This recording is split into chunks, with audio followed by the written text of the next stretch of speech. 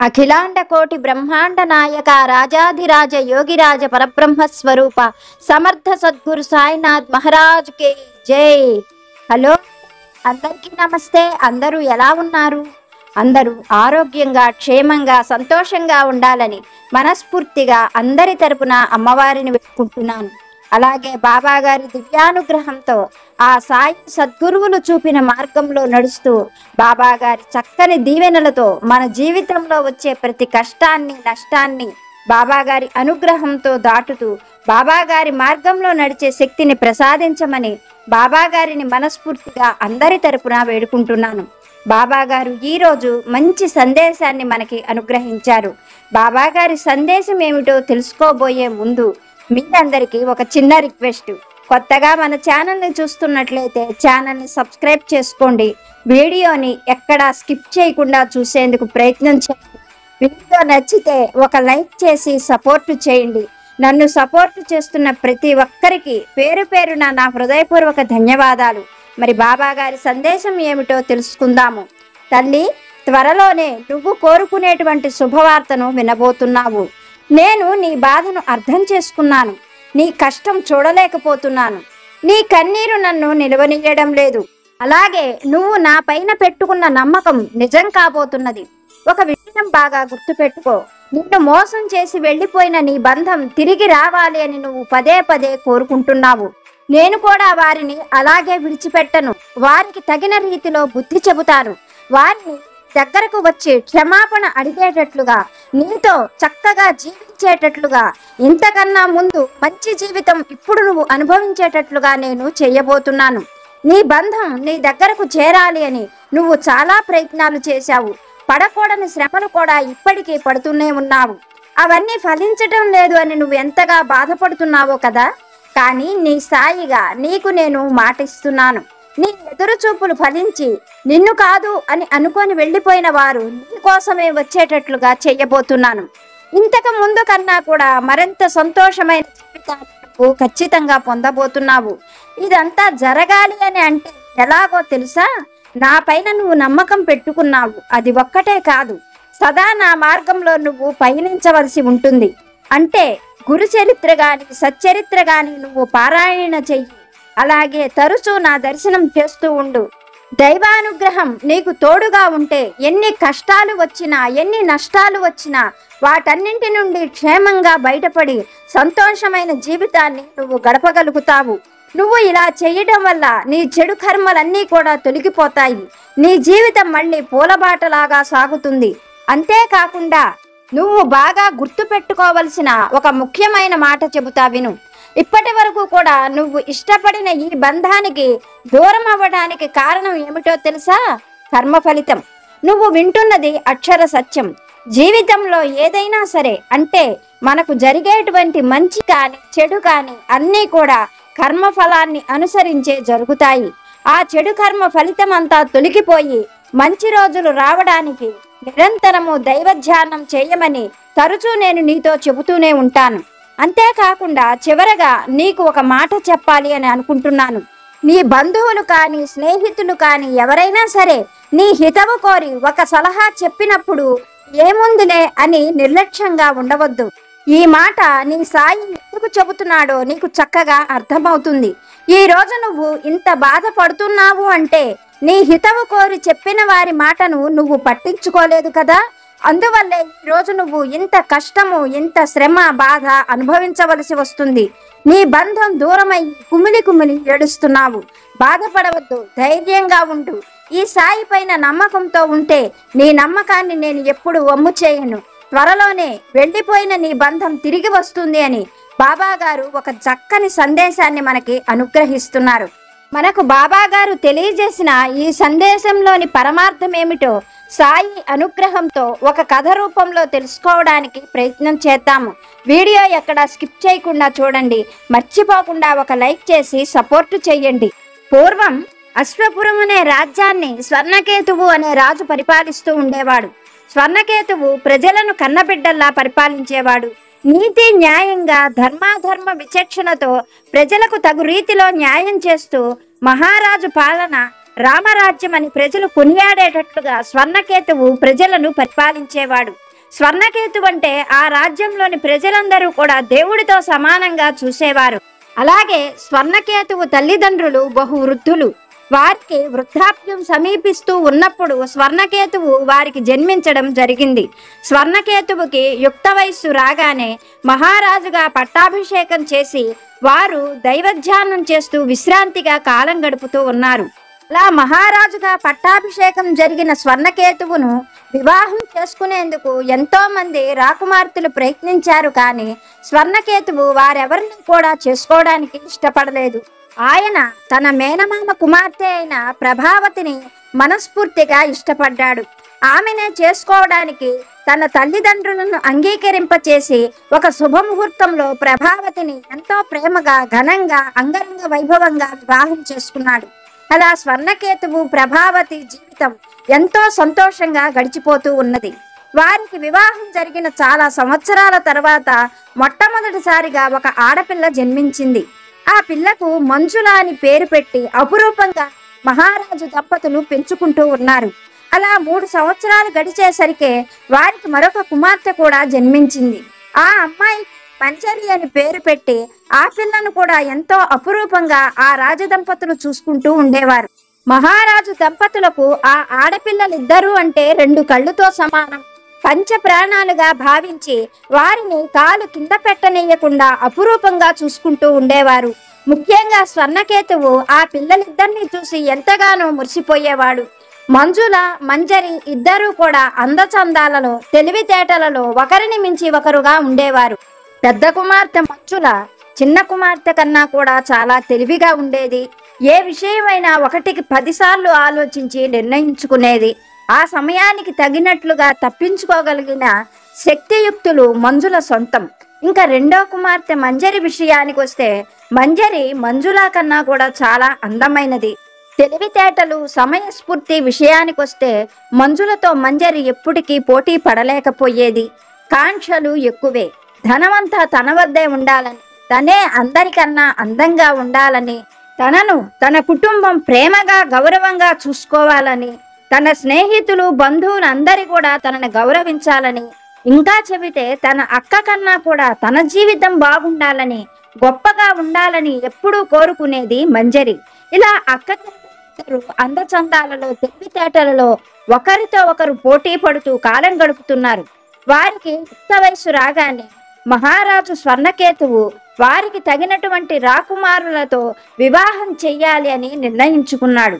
అలా నిర్ణయించుకున్న మహారాజు దేశ విదేశాలలో ఎక్కడెక్కడో రాజ్యాలలో తనకు తెలిసినటువంటి బంధువులు స్నేహితుల ద్వారా తమ కుమార్తెల అందచందాలు తెలివితేటలు వారికి తెలియజేసి అక్కడ ఉన్నటువంటి అందమైన రాకుమారుల చిత్రపటాలను పంపించవలసిందిగా వారందరికీ కూడా కబురు పెట్టాడు స్వర్ణకేతువు. వారందరూ కూడా యువరాణులిద్దరు అందచందాలు తెలిసిన వారు కనుక అందమైనటువంటి తమ కుమారులకు ఆ అమ్మాయిలతో వివాహం జరిగితే ఎంతో గొప్పగా ఉంటుందని భావించి మహారాజుకు తమ కుమారుల చిత్రపటాలను పంపించాడు. మహారాజు యువరాణులు కూడా ఆ చిత్రపటాలను పరిశీలిస్తూ ఉన్నారు. యువరాణులకు వారిలో ఎవరూ కూడా ఇంకా నచ్చలేదు. ఇలా కాలం జరుగుతూ ఉండగా ఒకనాడు పెద్ద యువరాణి మంజుల తన తోటి చెలికత్తెలతో ఉద్యానవనంలో వనవిహారం చేస్తూ దాగుడు మూతల ఆటలు ఆడుతూ ఉన్నది. ఆ సమయంలో చెలికత్తెలందరూ యువరాణి కళ్లకు కండ్లగంతలు కట్టి అందరూ ఎక్కడి వారు అక్కడే దాక్కున్నారు. యువరాణి వారిని పట్టుకునేందుకు ఆ వనమంతా తిరుగుతూ ఉన్నది. ఇలా ఉండగా యువరాణి అలా తిరుగుతూ ఉన్న ఆ సమయంలోనే పైన ఆకాశ మార్గంలో ఒక గంధర్వుడు వెళుతూ ఉన్నాడు. అతను యువరాణి అందం చూసి ఆమె అందానికి మంత్రముగ్ధుడైనట్లుగా తక్షణమే ఆ గంధర్వుడు మంజుల ముందు ప్రత్యక్షమయ్యాడు. అతడు మంజులను చూస్తూనే సుందరి అంటూ మెల్లగా పిలిచాడు. అలా మగవాడి పిలుపు వినపడగానే మంజుల ఆశ్చర్యంతో కళ్ళగంతలు విప్పి తన ఎదురు ఎవరు ఉన్నారా అని చూసింది. ఎదురుగా ఉన్న ఆ పురుషుణ్ణి చూస్తూనే, ఓయి ఎవరు నువ్వు? ఎక్కడ నుండి వచ్చావు? మా ఉద్యానవనంలోకి ఎలా రాగలిగావు? ఈ ఉద్యానవనంలోకి పురుషులకు ప్రవేశం లేదు. కేవలం మా తండ్రి గారు తప్ప ఇక్కడికి ఎవరూ రారు. మరి నువ్వు ఎలా రాగలిగావు అంటూ ఆశ్చర్యంగా ప్రశ్నించింది మంజుల. ఆమె మాటలకు అతడు సన్నగా నవ్వుతూ, సుందరి, నా పేరు పుష్పశరుడు, నేనొక గంధర్వుడను. ఆకాశగమనం చేస్తూ ఉన్నప్పుడు నీ అందచందాలను చూసి నీ వద్దకు వచ్చాను. నీకు అభ్యంతరం లేకపోతే నేను నిన్ను గాంధర్వ పద్ధతిలో వివాహం చేసుకుంటాను. కోసం ఎదురు చూస్తున్నాను అంటూ తను చెప్పవలసిన అందమైన 4 మాటలు చెప్పాడు ఆ పుష్పశరుడు. గంధర్వుడి మాటలు విన్న మంజులకు మరింత ఆశ్చర్యం కలిగింది.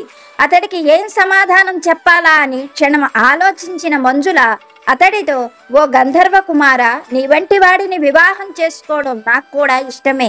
అయితే ఇలా ఉన్న పడంగా వచ్చి వివాహం ప్రస్తావన తీసుకొని వస్తే నా వంటి కన్య ఏం సమాధానం చెప్పగలదు? ఆలోచించుకోవడానికి నాకు కూడా కొంత సమయం కావాలి. ఎందుకంటే నేను నా తల్లిదండ్రుల చాటు బిడ్డను. నా నిర్ణయం చెప్పే ముందు నా తల్లిదండ్రులను కూడా సంప్రదించవలసి ఉంటుంది. కనుక నాకు 3 రోజులు అవకాశం ఇవ్వు. ఆ తర్వాత నా నిర్ణయాన్ని తెలియజేస్తాను. 3వ రోజుకి మీరు నా వద్దకు రావచ్చు అన్నది మంజుల. మంజుల మాటలకు గంధర్వుడు కూడా క్షణం ఆలోచించి మంజులతో, సుందరి, నువ్వు చెప్పింది నిజమే. నేను 3వ రోజు ఇదే సమయానికి ఇక్కడికి వస్తాను. నీ నుండి మంచి శుభవార్త వినాలని కోరుకుంటున్నాను అంటూ ఆ క్షణమే గంధర్వుడు అదృశ్యమైపోయాడు. గంధర్వుడు అలా వెళ్ళిపోగానే మంజుల అప్పటి వరకు ఆటలు కట్టిపెట్టి గబగబా అంతఃపురంలోకి వెళ్ళిపోయింది. అలా వెళ్ళితే కానీ మంజుల మనస్సులో లేదు. మనస్సంతా కూడా గంధర్వుడి ఆలోచనలే. గంధర్వుడిని వివాహం చేసుకోవాలా, చేసుకోకపోతే గంధర్వుడు ఏం శపిస్తాడో తెలియదు. అతనికి ఏం చెప్పాలి, అతడి నుండి ఎలా తప్పించుకోవాలి అని ఆ రోజంతా కూడా మంజుల తీవ్రంగా ఆలోచిస్తూ ఉన్నది. ఆ ఆలోచన వల్ల మంజుల సరిగ్గా తిండి తినలేకపోతుంది, సరిగ్గా నిద్రపోలేకపోతూ ఉంది. అలా 2 రోజులు గడిచిపోయాయి. ఇంకా ఆ రోజు సాయంకాలం గంధర్వుడు వస్తాడు అనగా అతనికి ఏం చెప్పాలా అని తీవ్రంగా ఆలోచిస్తున్న మంజులకు ఒక చక్కని ఆలోచన వచ్చింది. ఆ ఆలోచన రావడమే తడువుగా మంజుల చాలా సంతోషించింది. అనుకున్నట్లుగానే ఆ రోజు సాయంకాలం మంజుల మంజరిని వెంటబెట్టుకొని ఉద్యానవనంలోకి వెళ్ళింది. ఆ చెట్లకు ఉన్నటువంటి పూలన్నీ కోసి మంజుల, మంజరి ఇద్దరు మాలలు కడుతూ కూర్చున్నారు. ఇంతలో మంజుల మంజరిని అక్కడే కూర్చోమని చెప్పి దూరంగా ఉన్నటువంటి మల్లె పొదల వద్దకు వెళ్ళింది. అక్కడ ఉన్నటువంటి మల్లెపూలు కోస్తూ ఉండగా ఎప్పుడెప్పుడు గంధర్వుడు వస్తాడా అని ఎదురు చూస్తూ ఉన్నటువంటి మంజుల దగ్గరకు గంధర్వుడు రానే వచ్చాడు. అతడు వస్తూనే మంజులను చూసి, సుందరి, నీ నుండి మంచి శుభవార్త వినాలని ఎంతో ఆశతో ఎదురు చూస్తున్నాను. నువ్వు నన్ను వివాహం చేసుకుంటే నా అంత అదృష్టవంతుడే ఉండడు. మన జీవితం స్వర్గానికన్నా కూడా సంతోషంగా సాగిపోతుంది. ఏమంటావు అన్నాడు మంజులతో. మంజుల ఆ మాటలు విని మనస్సులోనే నవ్వుకుంటూ గంధర్వుణ్ణి చూసి, ఓ గంధర్వ కుమార, నీ వంటి వాడిని చేసుకోను అని ఏ స్త్రీ అయినా చెప్పగలదా? సరే, నేను నా నిర్ణయం తెలియజేసే ముందు నువ్వు ఒక్కసారి అదుగో ఆ సన్నజాజి పొదల అవతల ఉన్న చంద్రశిల మీద నా చెల్లెలు మంజరి కూర్చొని ఉన్నది. అక్కడికి వెళ్ళి ఒక్కసారి చూసిరాపో అన్నది మంజుల. ఆ మాటలకు గంధర్వుడు ఒకంత అయోమయంగా ఆలోచిస్తూనే క్షణంలో అక్కడ మాయమైపోయి చంద్రశిల మీద కూర్చొని అందంగా పూలమాల కడుతూ ఉన్న మంజరి దగ్గర ప్రత్యక్షమయ్యాడు. మంజరి అందచందాలను చూసిన గంధర్వుడికి నిజంగానే మతిపోయినట్లు అనిపించింది. మంజుల కన్నా కూడా మంజరి దేవకన్యలాగా అనిపించింది. క్షణం కూడా ఆలోచించకుండా గంధర్వుడు మంజరిని చూస్తూ సుందరి అంటూ చక్కగా పిలిచాడు. ఆ పిలుపులతో తలపైకెత్తి చూసిన మంజరి అందంగా ఎదురుగా ఉన్న పురుషుణ్ణి చూసి ఆశ్చర్యానికి, భయానికి గురైంది. క్షణంలోనే ఆమె స్థితిని గ్రహించిన గంధర్వుడు ఆమెతో, సుందరి, నువ్వు భయపడవలసిన అవసరం లేదు. నేను గంధర్వుడను. నా పేరు పుష్పశరుడు. నీవంటే చక్కని సుందరిమణిని మా గంధర్వలోకంలో కూడా ఇంతవరకు నేను చూడలేదు. నువ్వు దేవలోకంలో ఉండవలసిన స్త్రీవే కాని మానవకాంతవు కాదు. నీ వంటి సుందరిని వివాహం చేసుకున్న వారు రతిమన్మధులను మర్చిపోతారు. అటువంటి భాగ్యం నాకు కావాలి. నేను నిన్ను వివాహం చేసుకోవాలి అనుకుంటున్నాను. నీకు అభ్యంతరం లేకపోతే ఈ క్షణంలోనే మా గాంధర్వ పద్ధతిలో మనం వివాహం చేసుకుందాం, స్వర్గ సుఖాలు అనుభవిద్దాం అని చెప్పాడు గంధర్వుడు. ఆ మాటలకు మంజరి ఏమాత్రము కూడా ఆలోచించకుండా తక్షణమే తన అంగీకారాన్ని తెలియజేస్తున్నట్లుగా తల ఊపి అతడితో, ఓ గంధర్వ కుమార, నీ వంటి వాడు నాకు భర్త అవుతాడని కల్లో కూడా ఊహించలేదు. కానీ నాదొక చిన్న విన్నపం. అదేమిటంటే నా పెళ్లి ఇలా రహస్యంగా జరగడం నాకు ఏమాత్రము ఇష్టం లేదు. మా తండ్రి గారు మా అక్క చెల్లెళ్ళిద్దరికి వివాహాలు చెయ్యాలి అని ఎంతో మంది యువరాజుల సంబంధాలు వెతుకుతూ ఉన్నారు. నాకు ఇలా ఒక గంధర్వుడు భర్తగా లభిస్తాడని ఎప్పుడూ కూడా అనుకోలేదు. నా వివాహం మా అక్క వివాహం కన్నా అంగరంగ వైభవంగా జరగాలి. మన వివాహం అందంగా అలంకరించిన కళ్యాణ మండపంలో మా బంధువులు, స్నేహితులు, దేశ విదేశాల నుండి వచ్చినటువంటి గొప్ప గొప్ప రాజకుటుంబాల మధ్య ఎంతో అంగరంగ వైభవంగా ఘనంగా జరగాలి. అలా జరగాలని నేను కోరుకుంటున్నాను అన్నది మంజరి. మంజరి మాటలకు గంధర్వుడు క్షణం ఆలోచించి ఆమెను దగ్గరగా సమీపిస్తూ, ఓ కన్యామణి, నీ వంటి సుందరిని ఎలా వివాహం చేసుకోమన్నా అది నాకు సమ్మతమే. కనుక నువ్వు ఇష్టపడినట్లుగానే మన వివాహం అంగరంగ వైభవంగా జరుగుతుంది.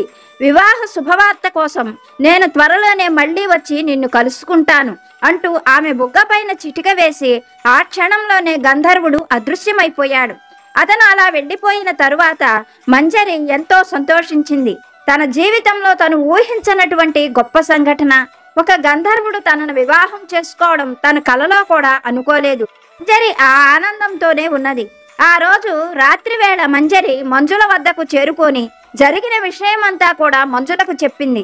మంజుల మంజరి మాటలు వింటూనే, చెల్లి, ఆ గంధర్వుడి విషయమంతా కూడా నాకు తెలుసు. మొదటగా అతడు నన్ను చూసి నన్ను వివాహం చేసుకుంటాను అని చెప్పాడు. కానీ నాకు అతని మాటలు నమ్మాలనిపించలేదు. అతడి పైన అనుమానం కలిగి అతడిని పరీక్షించదలిచి అతడికి నిన్ను చూపించాను. ఆ తరువాత అతను నన్ను, నా మాటలను పూర్తిగా మర్చిపోయి నిన్ను వివాహం చేసుకోవడానికి సిద్ధపడుతున్నాడు. కనుక నీ తోబుట్టువుగా నీ హితవు కోరి ఈ మాట చెబుతున్నాను. అతడి ప్రేమ నిజమైనది కాదు. అతనికి స్థిరమైన మనస్సు లేదు. రేపటి రోజున నీకన్నా సౌందర్యవతి కనిపిస్తే నిన్ను విడిచి వెళ్ళిపోవడానికి అతను ఏమాత్రము సంశయించడు. అతనితో సంసార జీవనం నీకు నరకప్రాయంగా మారిపోతుంది. కనుక అటువంటి చపల చిత్తుణ్ణి వివాహం చేసుకొని నువ్వు అష్టకష్టాలు పడుతూ ఉండడం నేను, మన తల్లిదండ్రులు చూసి తట్టుకోలేము. నీ హితవు కోరి నీకు ఈ మాట చెబుతున్నాను. ఆ గంధర్వుణ్ణి వివాహం చేసుకోవడం గురించి మరొక్కసారి జాగ్రత్తగా ఆలోచించు అంటూ హితవు చెప్పింది మంజుల. అయితే అక్క మాటలకు ఏమాత్రము ఆసక్తి కనపరచలేదు మంజరి. పైగా మంజులను చూసి, అక్క, నేను నీకన్నా కూడా ఘనంగా ఒక గంధర్వుణ్ణి వివాహం చేసుకుంటున్నాను. నువ్వు ఒక సాధారణ మానవుణ్ణి మాత్రమే వివాహం చేసుకుంటున్నావు. గంధర్వుడితో వివాహం అంటే ఎన్నో జన్మల పుణ్యఫలం. అందరికీ కూడా గంధర్వులతో వివాహం జరుగుతుందా? లేనిపోని ఊహలు, పిచ్చి ఆలోచనలతో జీవితంలో కోరి కోరి వచ్చేటువంటి గొప్ప అదృష్టం, పుణ్యఫలాన్ని ఎలా కాళ్ళదన్నుకోమంటావు? నా భర్త గురించి నాకు బాగా తెలుసు. ఆ గంధర్వుడు నా పైన పంచప్రాణాలు పెట్టుకున్నాడు.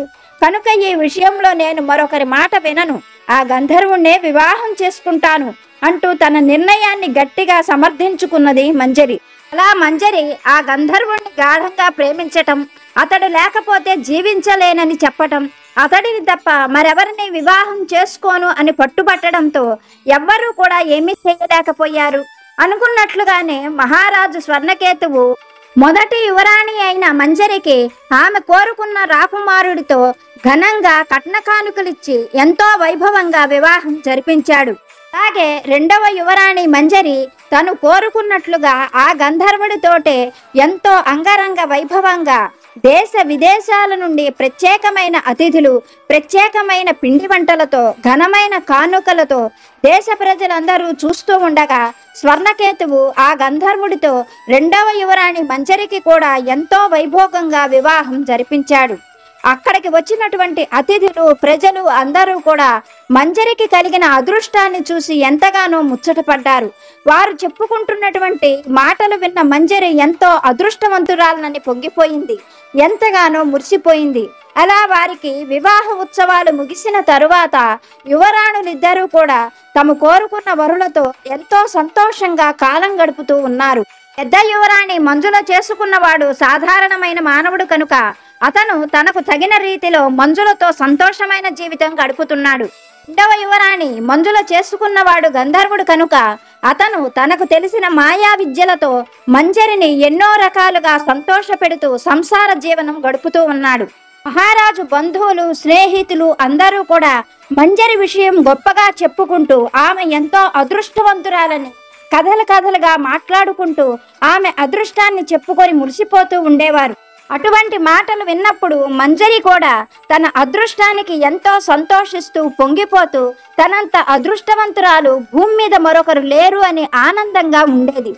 ఇలా కాలం గడుస్తూ ఉండగా ఒకనాడు గంధర్వుడు ఎవరూ తనను గమనించడం లేదు అని నిర్ధారించుకున్న తరువాత హఠాత్తుగా అదృశ్యమైపోయి తన లోకానికి వెళ్ళిపోయాడు. అలా వెళ్ళిపోయిన గంధర్వుడు మరి తిరిగి రాలేదు. కొన్ని క్షణాలలోనే ఈ వార్త అంతఃపురం అంతా వ్యాపించింది.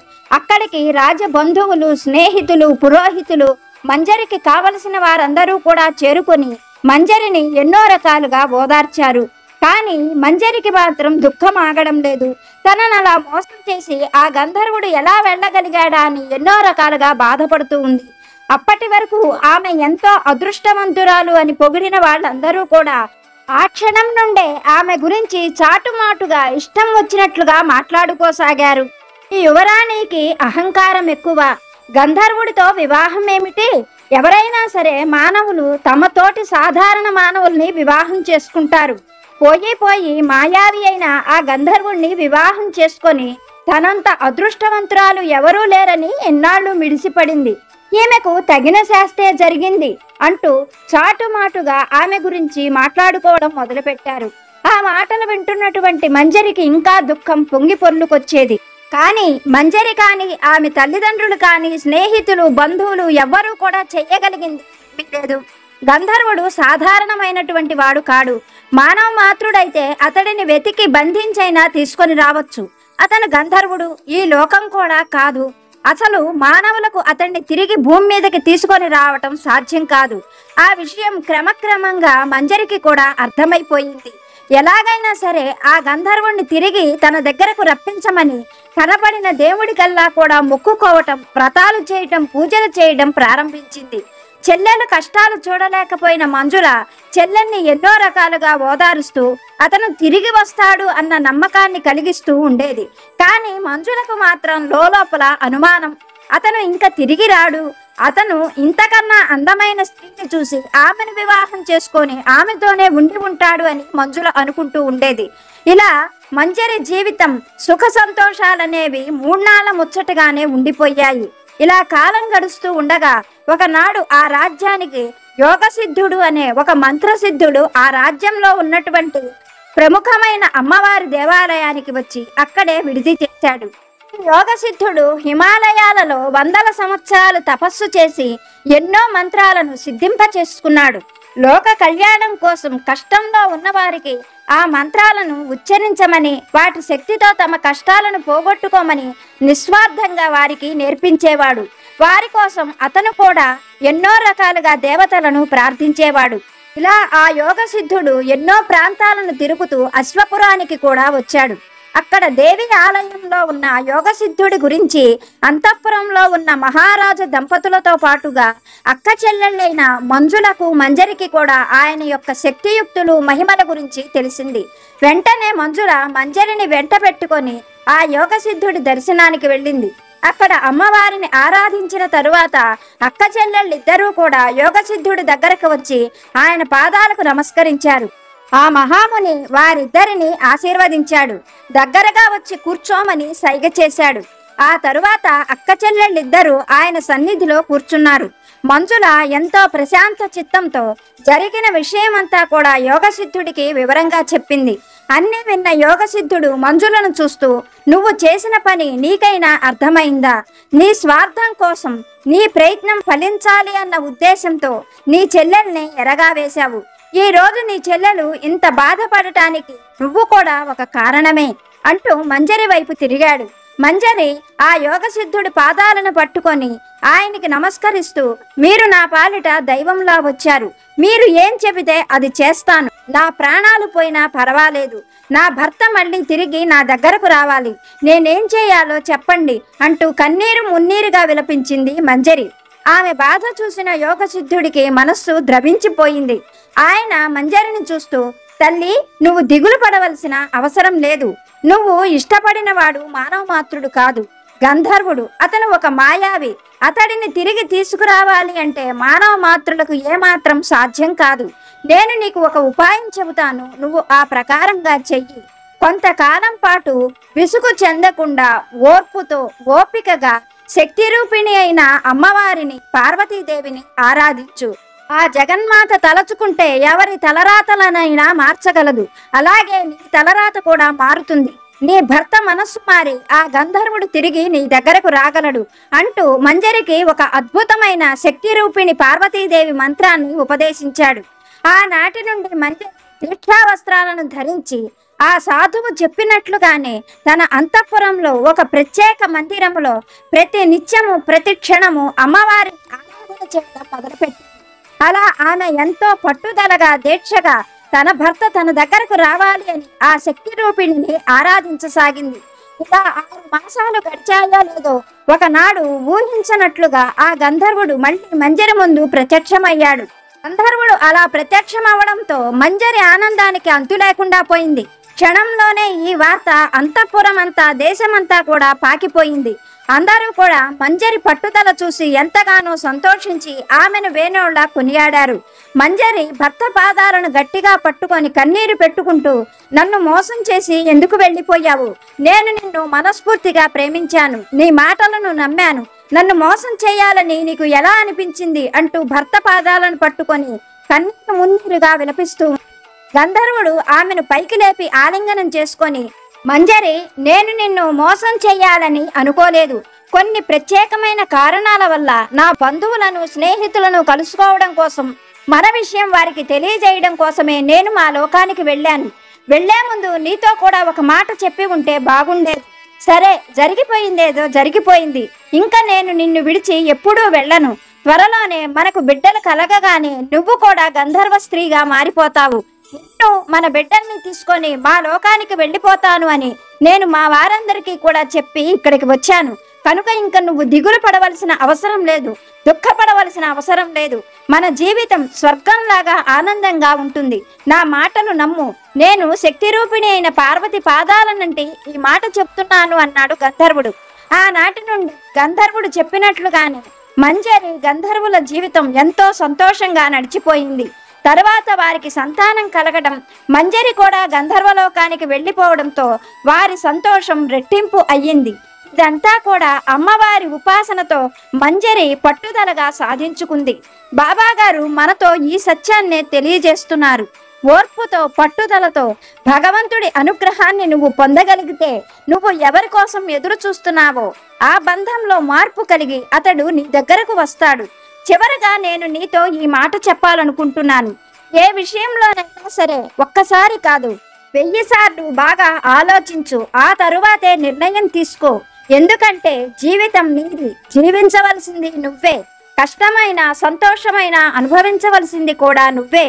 నువ్వు బాగున్నప్పుడు నీ చుట్టూ ఉన్నవారు నిన్ను ప్రశంసిస్తారు, నిన్ను గురించి గొప్పగా చెప్పుకుంటారు.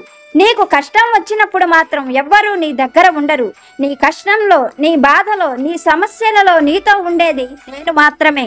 దైవం అనుకూలిస్తే నీ కష్టం తొలగిపోవడం పెద్ద సమస్య కాదు. దైవం అనుకూలించడం కోసం ఓర్పుతో, ఓపికతో, సహనంతో ఎదురు చూడవలసింది, ఆ సంతోషాన్ని అనుభవించవలసింది కూడా నువ్వే. కనుక ఓర్పుగా ఉండి నీ ప్రయత్నం నువ్వు చెయ్యి. నీ సాయి నీకు ఎప్పుడు తోడుగా ఉంటారు అని బాబాగారు ఒక చక్కని సందేశాన్ని మనకి అనుగ్రహించారు. ఇప్పటి వరకు వీడియో చూసిన మీ అందరికీ పేరు పేరున నా హృదయపూర్వక ధన్యవాదాలు. మన జీవితంలో కూడా బాబాగారి ఆశీస్సులు, ఆ తండ్రి తోడు ఎల్లప్పుడూ ఉండాలని, మీ కష్టం కూడా తొలగిపోవాలని మనస్ఫూర్తిగా మరొక్కసారి బాబాగారి పాదాలనంటి వేడుకుంటూ మరొక మంచి వీడియోతో బాబాగారి ఆశీస్సులతో మళ్ళీ కలుసుకుందాము. సర్వేజన సుఖినో భవంతు.